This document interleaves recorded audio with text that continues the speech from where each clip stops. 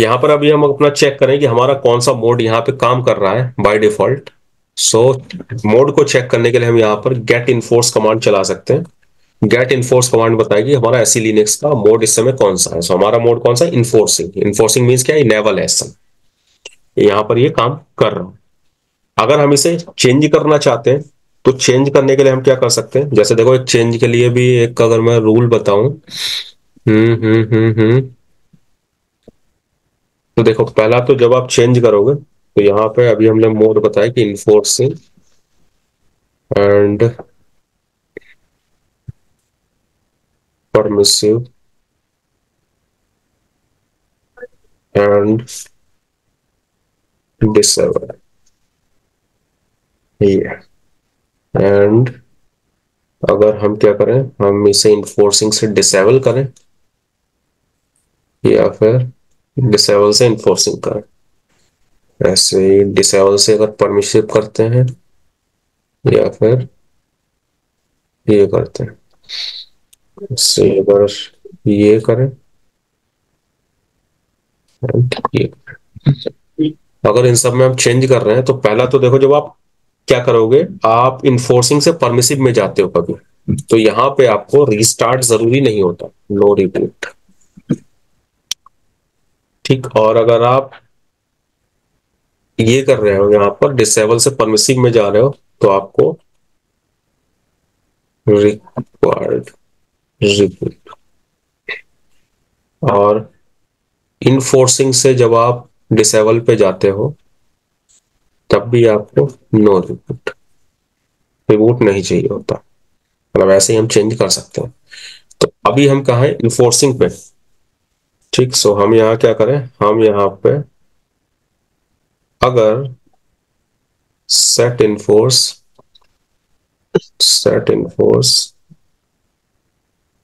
0 करें, but enforcing से permissive जा रहे हैं। है इन्फोर्सिंग परमिसिव। आई थिंक गड़बड़ है। सेट इनफोर्स 0 करो, अब चेक करो गेट इनफोर्स, तो ये परमिसिव में आ गया। ठीक, परमिसिव में आ गया ये। हाँ, ये ठीक है, क्योंकि इसमें जो है रिबूट हमें नहीं जरूरत पड़े, चेंज हो गया ऐसे। अगर मैं इसे क्या करूं, सेट इन फोर्स 1 करूं और फिर गेट इन फोर्स करूं, तो ये इन्फोर्सिंग में आ गया।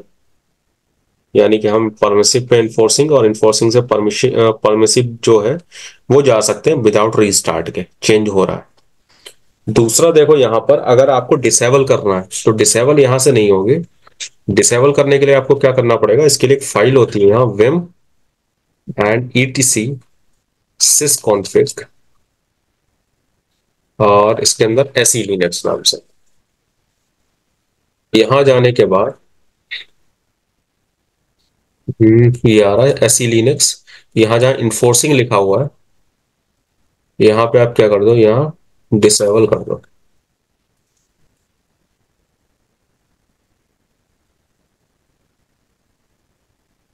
यहाँ पे डिसेबल कर दो,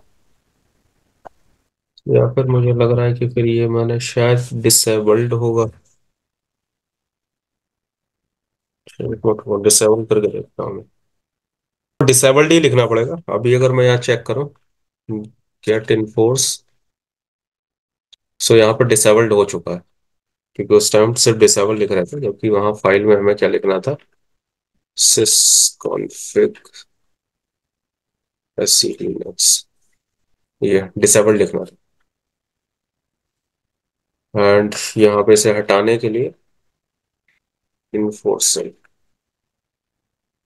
सेव। अभी चेक करें तो डिसेबल्ड है, बट अगर हम रीस्टार्ट कर लेंगे तो अब ये वापस इन्फोर्सिंग पे आ जाएगा। तो देखो, जब मैंने इसे इन्फोर्स किया, डिसेबल से वापस आया हूं मैं, तो यहाँ पे उसे ऑटो रिलेबल कर रहा है। तो जब डिसेबल कर दिया तो सारे उसके लेवल हट गए थे। अब जब मैंने उसे इनेबल किया है तो उस पर दोबारा से सारे लेवल जो है वो अप्लाई हो रहे हैं।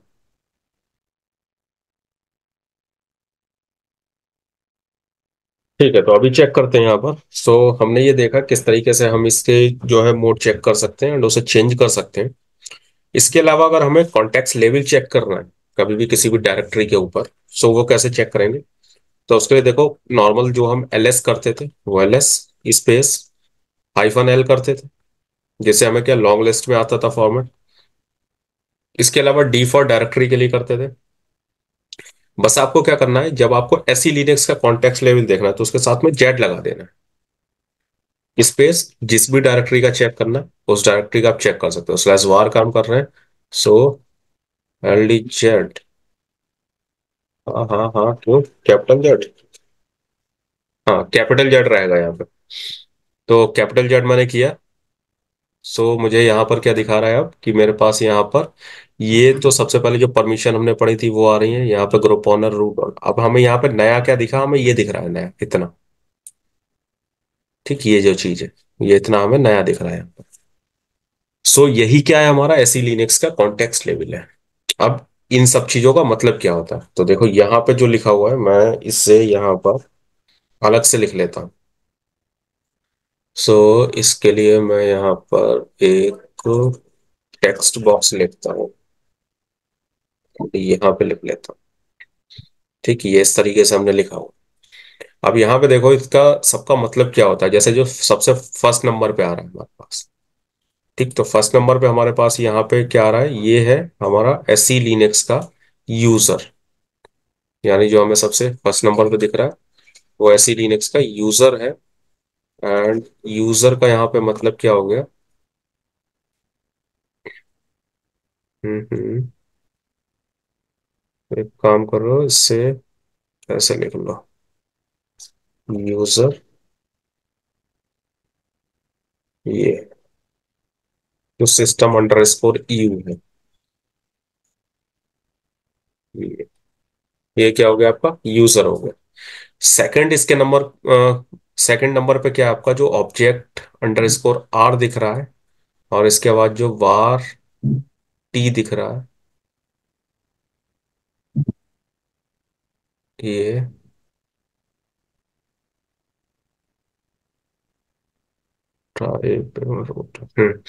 ये यहाँ पे किस तरीके से हो रहा है, जैसे अगर मैं इसके लिए लिखूं यहाँ पर ऑब्जेक्ट अंडरस्कोर आर क्या है, ये रोल है। और वार अंडरस्कोर जो टी है वो क्या है, वो यहाँ पे आपका लेवल है। एक्चुअल में जो लिनक्स है या आपका जो सिस्टम है, जो सर्विस है, वो इसी को चेक करती है ऐसे लिनक्स के लिए, लेवल को। अब यहाँ पे यूजर का मतलब देखो क्या हो रहा है, यानी कि यहाँ पर जो आपकी ये डायरेक्टरी क्रिएट हुई है वो क्रिएट किसने की है, उसे बता रही है यूजर। अब यहाँ पे अभी हमें दिख रहा है सिस्टम अंडरस्कोर यू, मतलब इसका क्या है कि ये किसने क्रिएट की है, क्रिएटेड बाय सिस्टम। सिस्टम, उसके लिए क्या आ रहा है यहाँ पर, सिस्टम अंडरस्कोर यू। अगर यहाँ पर मैनुअली क्रिएट होती, क्रिएटेड मैनुअली, उसके लिए यहाँ पर आता अनकन्फाइंड अंडरस्कोर यू, इसके लिए। इसके बाद यहाँ पर ये तो बात हो गई इसकी, इसके बाद आता है रोल। तो अगर हम यहाँ पे रोल की बात करें, रोल का मतलब क्या है कि यहाँ पे ये बता रहा है कि आपका जो फाइल है या डायरेक्टरी है वो किस टाइप की है। यहाँ पर अगर आपको ये दिख रहा है इस तरीके से ऑब्जेक्ट अंडरस्कोर आर दिख रहा है, कहाँ लिखूं मैं? नीचे लिख देता हूँ। यहाँ पे अगर आपको दिखता है ऑब्जेक्ट अंडरस्कोर आर दिख रहा है, तो इसका मतलब क्या है कि ये आपकी या तो डायरेक्टरी और या तो फाइल। इसके अलावा अगर आपको यहाँ पर दिख रहा है सिस्टम अंडरस्कोर आर या फिर अनकन्फाइंड यहाँ भी, तो वो किसके लिए होगा, फॉर प्रोसेस, आपकी किसी प्रोसेस के लिए होगा ये। इसके अलावा जो आगे आपको लेवल दिख रहा है, वो लेवल एक्चुअल में क्या है, यहाँ पर इसकी परमिशन है। परमिशन मीन्स क्या, एक तरीके से ये अप्लाई किया गया है कि जिस जिसके पास ये होगा वो वार डायरेक्टरी के अंदर रह सकता है, उसका मेंबर है। यानी वार डायरेक्टरी के अंदर जितनी भी आप डायरेक्टरी क्रिएट करोगे उन्हें बाय डिफॉल्ट यही सेम लेवल मिलेगा। ठीक है, अब ये मुझे पता लग गया कि हाँ इनमें ये सारी चीजें होती हैं। अब मैं यहाँ क्या करता हूँ, ये हमारे पास आ रहा था, अगर मैं इसे सिर्फ क्या करूँ, इसे var को हटा दूं और मैं अपनी करंट डायरेक्टरी में देखूं जहां मैं अभी हूँ, तो करंट डायरेक्टरी में देखो अभी कैसे आ रहा है। यहाँ पर स्टार्टिंग में जो आ रहा है वो सिस्टम अंडरस्कोर यू आ रहा है, क्योंकि मेरा जो रूट की होम डायरेक्टरी है, या यहाँ पर जो भी हमें चीजें दिख रही हैं जैसे डॉट दिख रहा है, अभी सिर्फ डॉट आ रहा है। तो इस डॉट का जो मतलब है, डॉट का मतलब क्या है, यहाँ पर जो बाय डिफॉल्ट यहाँ पे अवेलेबल होते हैं, ये सिस्टम ने क्रिएट किया है। अब ऑब्जेक्ट अंडरस्कोर आर आ रहा है, ठीक है, वो भी इसका रोल हो गया, क्योंकि ये क्या डायरेक्टरी या फाइल है, डायरेक्टरी है। इसके बाद यहाँ पर आ रहा है admin underscore home underscore T. इसका मतलब क्या है कि रूट का जो है कॉन्टेक्स्ट लेवल वो ये है, रूट की होम डायरेक्टरी के अंदर जितनी भी आप फाइल या डायरेक्टरी बनाओगे, वो सारी क्या होंगी यहाँ पर, उनका यही कॉन्टेक्स्ट लेवल सेम रहे। जैसे मैं यहाँ पर अगर क्रिएट करूँ mkdir एंड न्यू dir, मैंने क्रिएट किया, मैंने कुछ भी चेंज नहीं किया है। और अगर मैं यहाँ ये करता हूँ ls -ld तो यहाँ पर मुझे देखो बाय डिफॉल्ट जो ये डायरेक्टरी, इसे बाय डिफॉल्ट इसके अंदर क्यों नहीं है इसमें, ll, ओके। हम्म, वो इसलिए नहीं ले रहा है कि वो हमारा डी लगा रखा है, डी नहीं लगेगा ना फिर, क्यों हमें उसके अंदर देखना है ये। तो इसके अंदर देखो अब हमारे पास क्या आ रहा है कि यहाँ पर ये जितनी भी डायरेक्टरी है उनमें एडमिन होम अंडरस्कोर टी आ रहा है, ठीक, अंडरस्कोर टी आ रहा है। और अगर देखो समझने वाली यहाँ पे चीज क्या है कि हमारे पास यहाँ पे ये सिस्टम अंडरस्कोर आ यू आ रहा है, मतलब ये किसने क्रिएट की है, सिस्टम ने क्रिएट की हुई। और जबकि बाकी हाँ। जो है वो अनकन्फाइंड है, वो कैसी है, वो मैनुअली क्रिएट हुई है जब हमने लॉग इन किया था इसे, या कुछ जो मैंने बनाई हुई है। एनाकोंडा वाली मैंने नहीं बनाई थी, वो जो हमने इंस्टॉलेशन की थी तब सिस्टम ने क्रिएट किया था उसे, तो वो आ रही है। यानी रूट के अंदर आप जितनी भी डायरेक्टरी बनाओगे उन सबको यही सेम लेवल मिलेगा।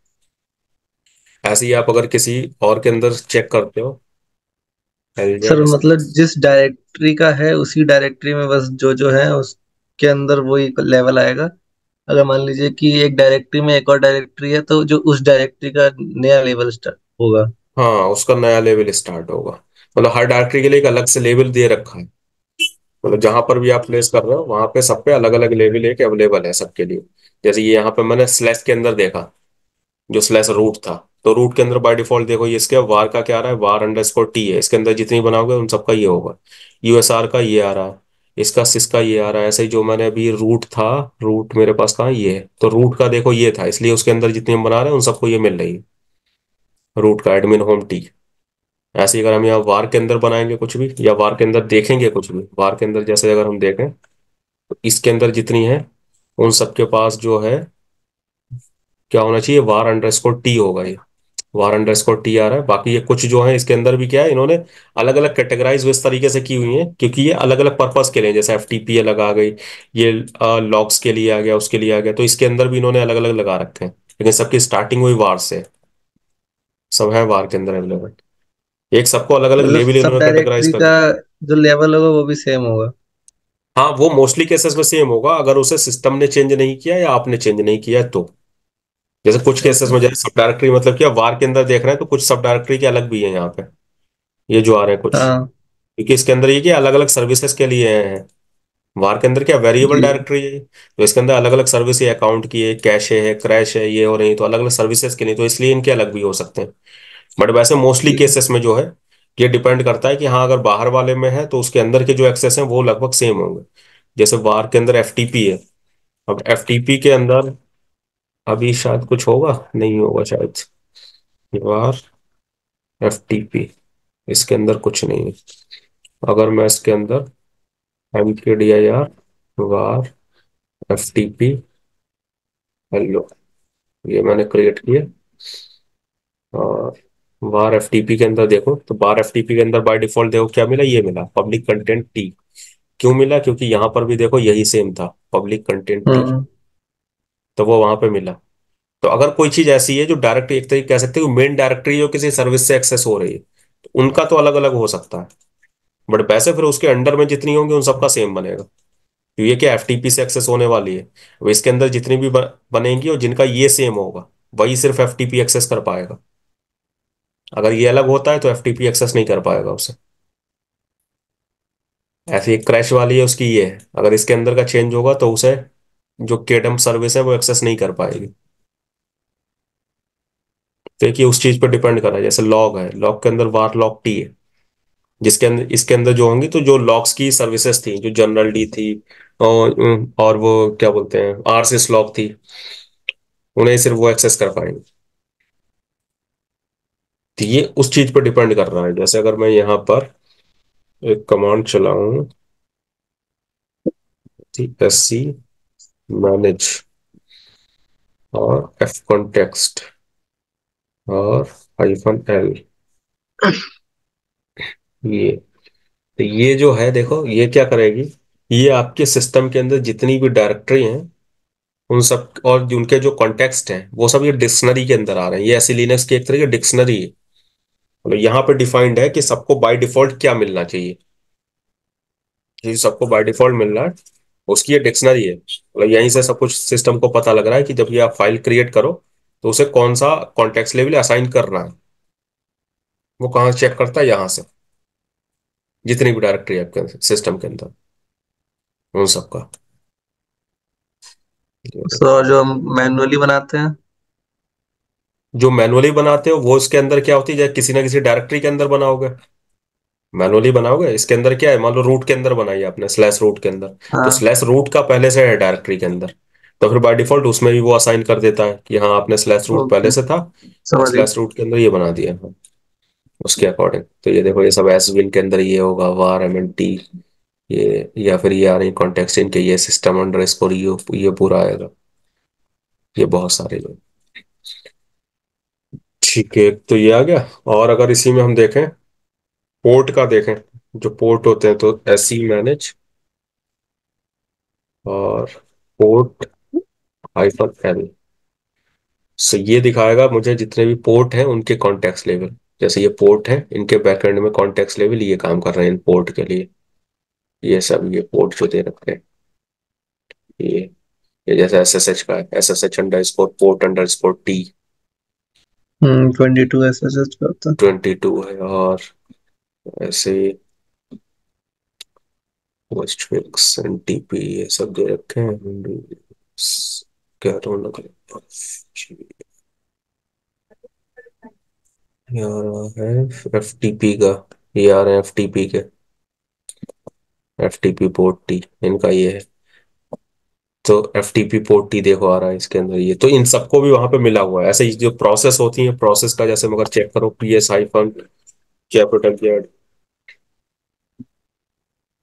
एंटर, तो ये देखो प्रोसेस जो चल रही है बैश और PS, इन्हें भी यहाँ पे ये मिला हुआ है। मतलब हर चीज को यहाँ पर एक कॉन्टेक्स्ट लेवल मिल रहा है, ये जो मिले हुए हैं। या फिर जो भी आप चल पड़ो, अगर सारी प्रोसेस करते हो, सो यस स्पेस हाइफन, क्या था, AUX और कैपिटल Z लगा दो इसके साथ। ये तो जितनी प्रोसेस है उन सबके यहाँ पे आ गए। ये कर्नल की प्रोसेस है, ये इवेंट्स के लिए, नहीं ये तो नहीं, ये आ रही है अनकन्फाइंड में आ रही है इवेंट्स की है। जो कर्नल लेवल की है उन सब पे कर्नल की तरह आ रहा है। ये अनकन्फाइंड जो वैसे मैनुअली क्रिएट हो रही हैं, यूजर वाली हैं, तो उनके लिए अनकन्फाइंड आ रहा है।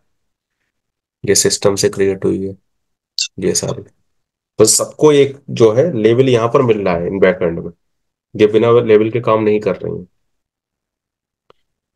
अब यहाँ पर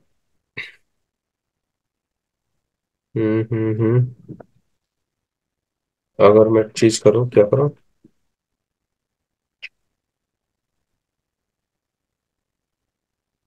ठीक है सर, 40 और एक चीज ये करो, सिस्टम CTL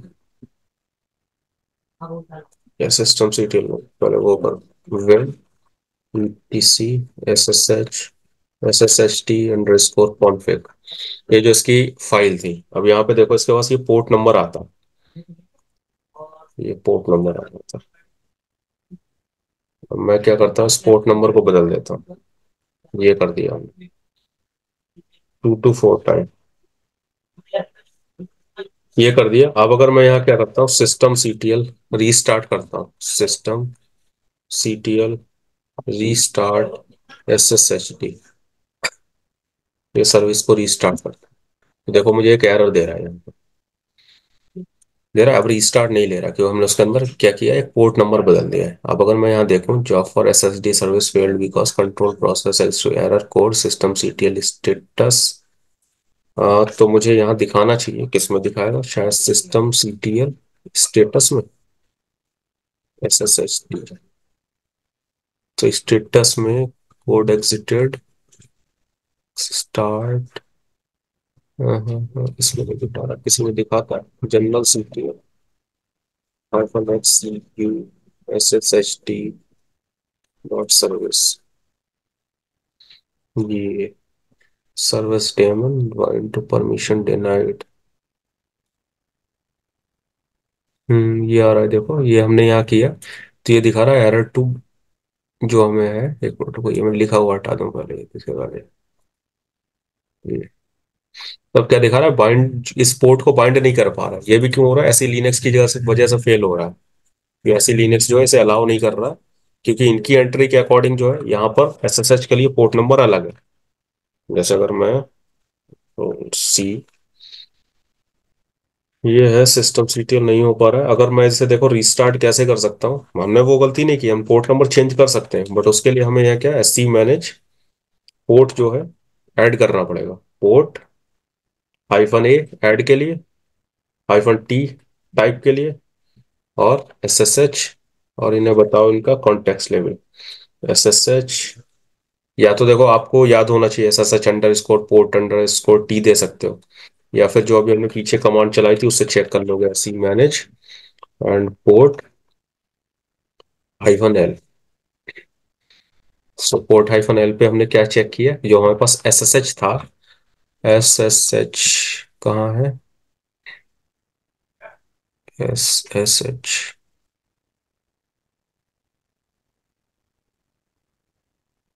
ये यार 22 नंबर। अब देखो एसएसएच के लिए क्या है, यहाँ पर ये वाला आपका जो है एक लेबल है, यानी हम इस लेबल के साथ में क्या उस पोर्ट नंबर को भी अगर यहाँ ऐड कर दें तो वो काम करेगा।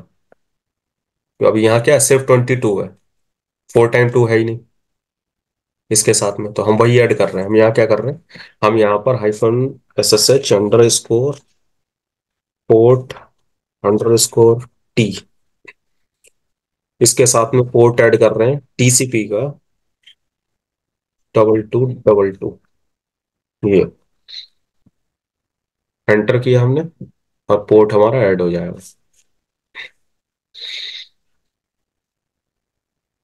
पोर्ट ऐड हो गया। अभी जो हमारी सर्विस स्टार्ट नहीं हो रही थी, restart S S H T, अब वो देखो रीस्टार्ट हो गई बिना एरर के। ठीक है, अब अगर मैं यहाँ चेक करूँ पोर्ट हाइफन एल, तो यहाँ भी मुझे ऐड में दिखना चाहिए, तो एस एस एच कहाँ होगा, और एस टी, ये देखो हमारा पोर्ट हमारा यहाँ ऐड हो गया। और इस वजह से अब यहाँ पर ये जो इनकी सेटिंग में भी काम कर रहा है, मतलब ये जो एस एस एच डी की सर्विस है वो उसे एक्सेस कर पा रही है, पोर्ट को पहचान पा रही है। मतलब इन बैकएंड जो सारी चीजें कनेक्टेड हैं वो एसी लिनक्स से भी कनेक्टेड है। अगर एसी लिनक्स इनेबल है, दूसरा तरीका क्या था, मैं यहाँ ऐड ना करता तो मैं उसे डिसेबल कर देता, तब भी ये काम कर जाता, डिसेबल करने के बाद भी ये काम करता। बट अगर मैं डिसेबल नहीं कर रहा तो फिर मुझे एंट्री करवानी पड़ेगी, अगर मैं कोई पोर्ट नंबर वगैरह ऐसा कुछ चेंज कर रहा हूँ, या उसके लिए कोई डायरेक्टरी वगैरह अंदर चेंज कर रहा हूँ मैं। जैसे इसके केस में तो नहीं, S T T P F T P वगैरह केस में, तो मुझे उस चीज को इसके साथ में भी ऐड करना पड़ेगा, तब वो काम करेगा। क्लियर है ये चीज? हाँ सर। ठीक है। इसी तरीके से ये हर चीज के लिए, जैसे अगर मैं यही उसके लिए भी करूँ, H T T P T V के लिए भी करूँ, तो उसके लिए भी सेम ये काम करेगा। बट आई थिंक मेरे पास एच टी टी पी है या नहीं है, आरपीएम स्पेस हाइफन क्यू है, H T T P D नहीं है, शायद नहीं है। और मैं करूँ mount space D V S R zero slash T, और CM install H T T P D.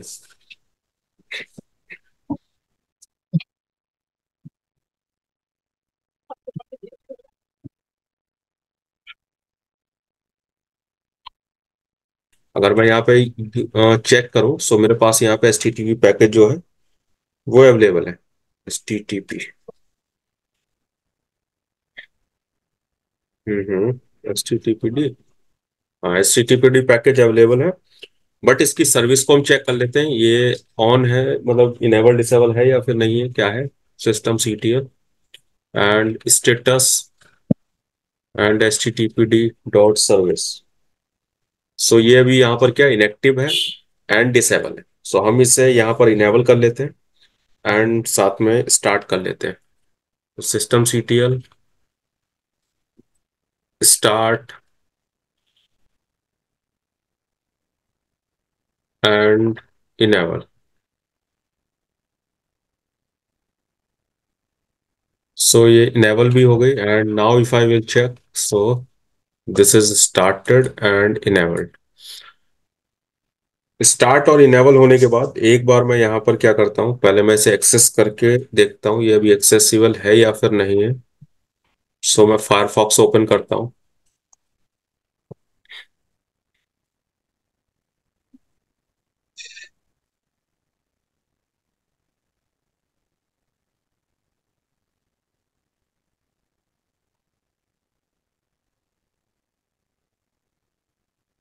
And Firefox open होने के बाद यहाँ पर मैं डालता हूँ एच टी टी पी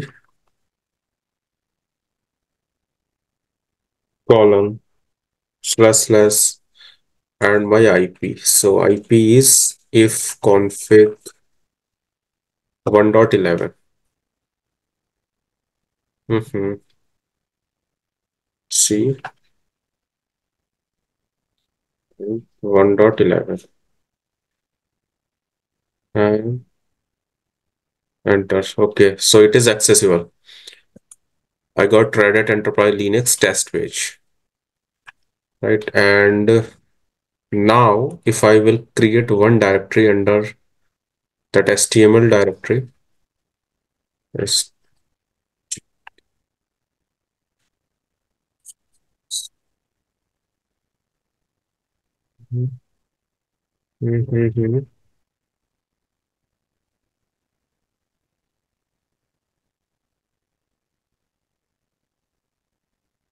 सो मैं यहाँ क्या करता हूँ, मैं यहाँ पे mkdir करता हूँ, mkdir and var ww html, and under this html I'm just created this pub directory, and under the stub I just created touch space var ww html pub and test file. And now if I will access, so I have pub. Now I have this test directory. And अभी अगर हम यहाँ पर देखें हम क्या करने जा रहे हैं, हमने यहाँ पर इतना एक प्रॉपर बनाया, सो ये एक्सेसिबल है। अब अगर मैं यहाँ पर कुछ और ऐसा डेटा रखता हूँ, लाइक मैंने डेटा अभी कहाँ पर हूँ, मैं अपनी होम डायरेक्टरी पे हूँ, मैं यहाँ पर एक फाइल क्रिएट करता हूँ या फिर मैं एक डायरेक्टरी क्रिएट करता हूँ पहले। सो मैं यहाँ एक mkdir एंड माई डॉक नाम की डायरेक्टरी क्रिएट करता हूँ, mkdir space my doc, then enter. And अभी मैं इसमें क्या करता हूँ, इसके अंदर एक और फाइल क्रिएट करता हूँ, touch space my doc and under this my doc test file 1, enter. So ये मैंने इतना क्रिएट किया एंड इतना क्रिएट करने के बाद मैं अगर अभी यहाँ चेक करूँ तो ls space hyphen l Z space किसका चेक करें, मैं तो नॉर्मल करता हूँ। सो माई डॉक का आएगा मेरे पास, इसका क्या है एडमिन होम टी। ठीक, इसका जो कॉन्टेक्स्ट लेवल है वो ये आ रहा है। एंड इसके अलावा मैं क्या करता हूँ यहाँ पर lz स्पेस माई डॉक, इसके अंदर चेक करूंगा मैं टेस्ट फाइल का, तो इसका भी यही है एडमिन होम और टी। अब मैं क्या करता हूँ यहाँ पर, मैं इसे यहाँ से मूव कर देता हूँ, मूव करता हूँ। So M sorry MB space and move किसे करता हूँ मैं, इस पूरी माई डॉक को करता हूँ एंड कहाँ मूव कर रहा हूँ, वार www HTML pub, इसके अंदर मूव कर रहा हूँ।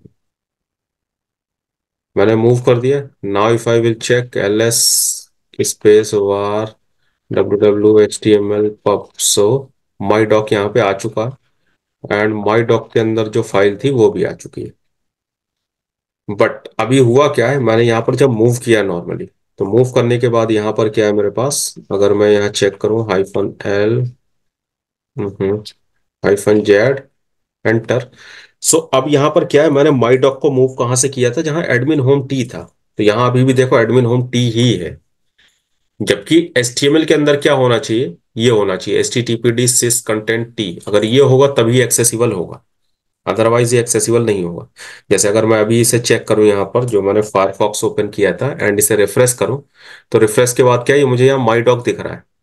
मैं इसे ओपन करता हूं तो मुझे क्या दिखा रहा है, you don't have permission to access this resource, दिखा रहा है ना। ये ऐसा क्यों दिखा रहा है, क्योंकि हमारे पास ऐसी लिनक्स इसे अलाउ नहीं कर रहा है ओपन करने के लिए, हमारे पास परमिशन नहीं है इसे, इसलिए हम इसे ओपन नहीं कर पा रहे।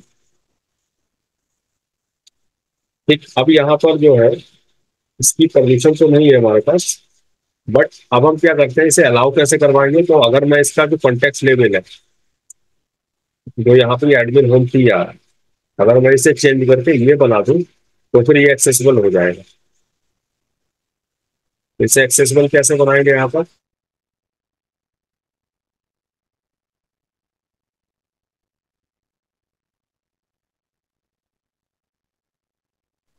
ठीक। सो यहाँ पर मैं इसे चेंज कैसे करूंगा, सो अभी आ रहा है HTTP, एंड मैं इसके लिए एक काम तो ये कर सकता हूँ, मैं क्या करता हूँ, ऐसी manage and space f context -a -t and space, इसका क्या है HTTPD, या फिर मैं इसे यहाँ से कॉपी करके लिख लेता हूँ, ER_T।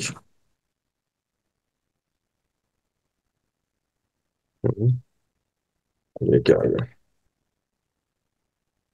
-t HTTPD_sys _content_t, ये होना चाहिए। एंड स्पेस, इसके बाद मुझे किसका चाहिए यहाँ पर, मुझे चाहिए है var www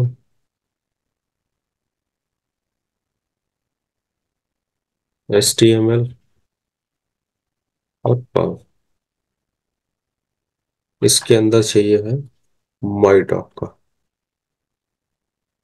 एंटर।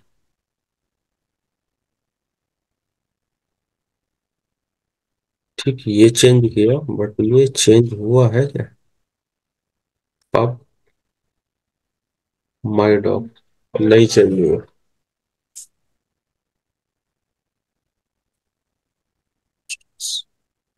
सो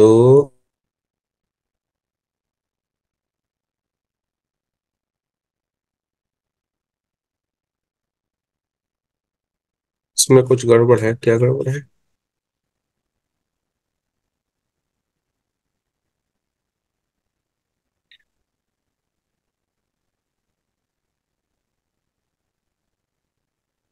SC मैनेज F कॉन्टेक्स्ट, शायद इससे नहीं करूँगा, एक मिनट इससे होगा। तो ये करो chcon स्पेस -r, chcon चलेगी, वो नहीं चलेगी ऐसे में, chcon-r स्पेस -t डायरेक्टरी, इसलिए -r, और कॉन्टेक्स्ट लेवल है इसलिए chcon चेंज कॉन्टेक्स्ट httpd_sys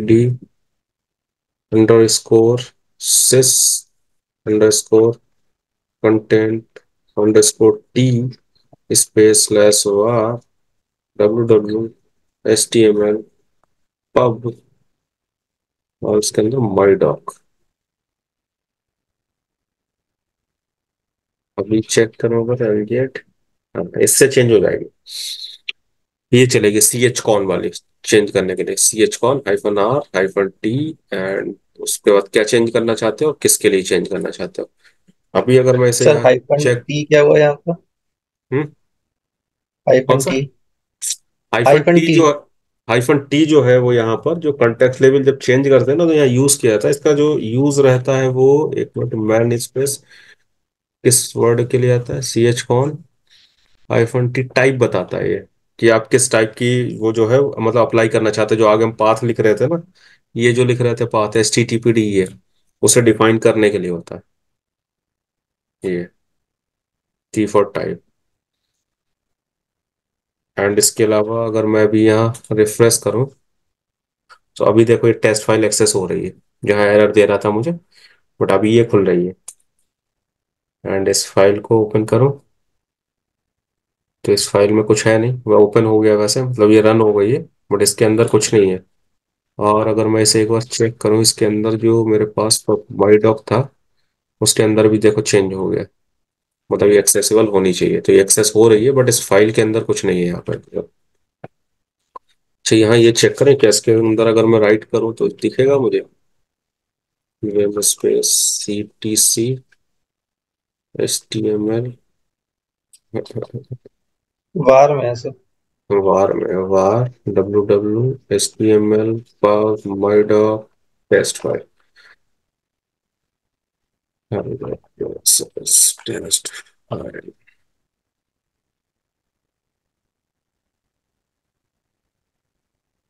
आएगा, देखो आ रहा है, hello this is test file. तो ये भी एक्सेस हो रहा है, मतलब ये चीज जो एसी लिनक्स है वही बता रही है कौन सी फाइल एक्सेस होगी कौन सी नहीं होगी। अगर आप कहीं और से मूव करा के ला रहे हो या कुछ भी ला रहे हो, तो उसका बाय डिफॉल्ट जो कॉन्टेक्स्ट लेवल है वो इस तरीके से अलग होगा, जो पहले ही अलग था। तो इसलिए ये एक्सेस नहीं हो रही थी। तो हमने क्या किया, हमने उसे चेंज कर दिया, और हमने उसे इसके जैसा बना दिया, और फिर ये यहाँ पे हो गया। या फिर ये चीज अगर मैं एक चीज और करूँ तो शायद होनी चाहिए। अगर मैं एल एस यहाँ पे हूँ, मैं यहाँ पे टच स्पेस और एक न्यू फाइल बनाऊं, एंड इससे मूव करूं, न्यू फाइल, और मैं मूव कर रहा हूँ var W W H T M L pub, और पब के अंदर माई डॉक, इसके अंदर कर रहा हूँ। एंड अगर मैं यहाँ चेक करूँ, L S hyphen L Z, तो इसके अंदर एक जो है वो admin under score home under score T है। सो इसके यहाँ पर,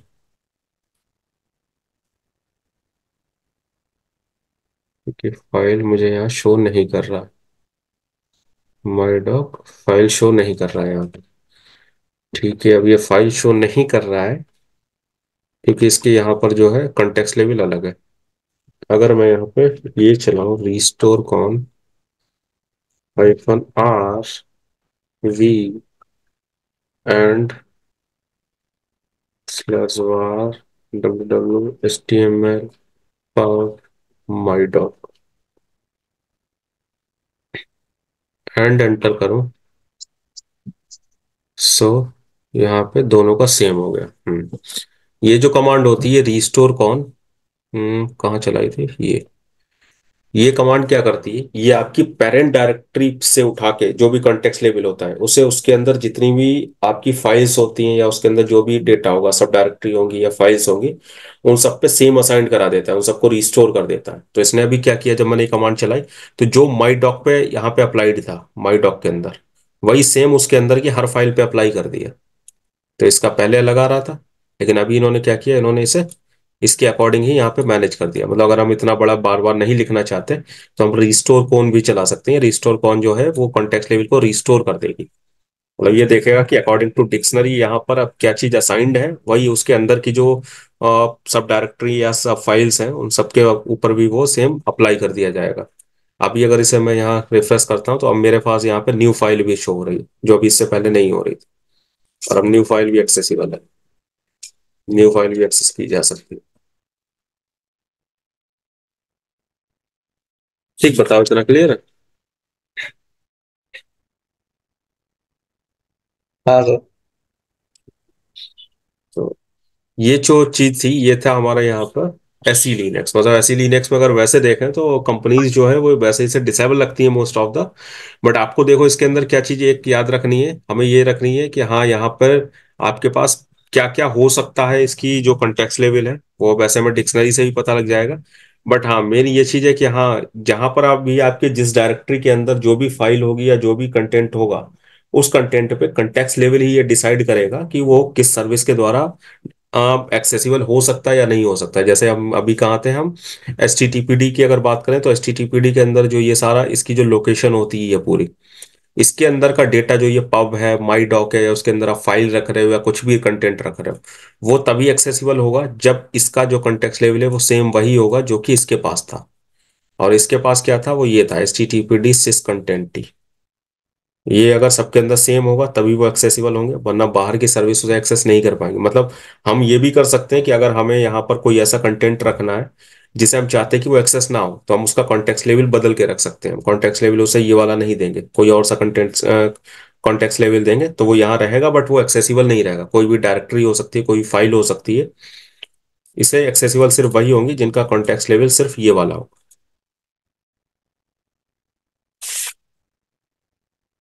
ठीक, बताओ, क्लियर है? हाँ ठीक है।